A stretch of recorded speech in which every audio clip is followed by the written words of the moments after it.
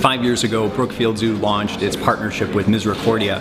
Misericordia is a very special place to all of us at Brookfield Zoo. What happened today was an extraordinary connection made between the men and women of Misericordia and Zenda, our 8-year-old male lion. Today we're just doing an annual exam on him, just a routine checkup. He's a great animal. He's in really good health. He's very fit, very athletic, and in great condition right now, sort of in the prime of his life. We work with Misericordia on creating greater awareness and action around the conservation of a number of species, from the African elephant to the rhino.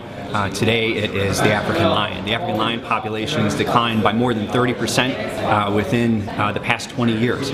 So in addition to providing world-class care at accredited zoos and aquariums in North America, we're also working in the field to support these large carnivores in the wild.